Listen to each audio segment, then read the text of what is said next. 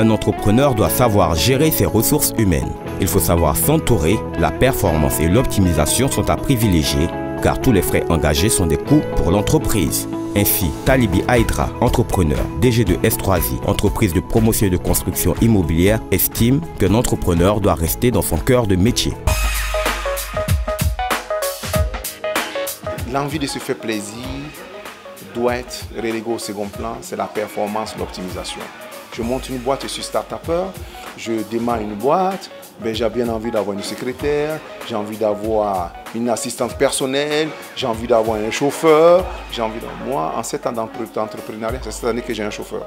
On a une seule assistante pour toutes nos boîtes, parce que j'étais dans une boîte où les ressources étaient optimisées. Mais quel est l'essentiel? Je préfère avoir le maximum de commerciaux, le maximum de techniciens, que d'avoir 10 assistantes.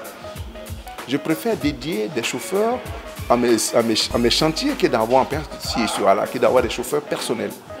Mais voilà un peu. On doit penser optimisation parce que tous les frais engagés sont des coûts pour l'entreprise. Il faut penser optimisation. On pourra se faire plaisir plus tard. L'actionnaire il se rémunère via les dividendes, il ne faut pas l'oublier. Ce n'est pas via la caisse de son entreprise. Et quand on est porteur d'un projet, on doit penser quel est mon cœur de métier. Je pris l'exemple, je suis dans l'informatique, je suis un excellent développeur, je monte une boîte de développement des logiciels innovants. Vous pensez que mon rôle, c'est d'être directeur général de cette boîte? Non, je suis le directeur technique.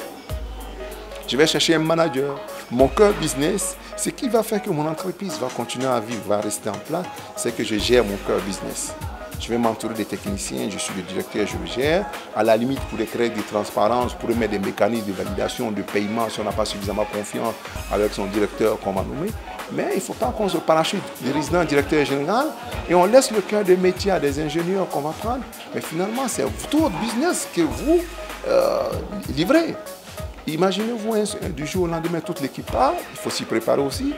Mais le business va prendre un coup. Il faut rester sur son cœur de métier et non avoir cette hantise d'avoir sur une carte de visite. Moi, je n'en ai même pas. Président, directeur général. Ça n'a pas forcément de sens. Mais à un moment donné, il faut regarder l'essentiel. Qu'est-ce que je vais à la fin de la journée?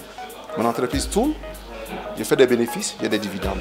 Peu importe le poste auquel j'occupe, que je sois employé ou pas, l'essentiel, en fin d'année, j'ai mes dividendes. Je pense que l'essentiel est là.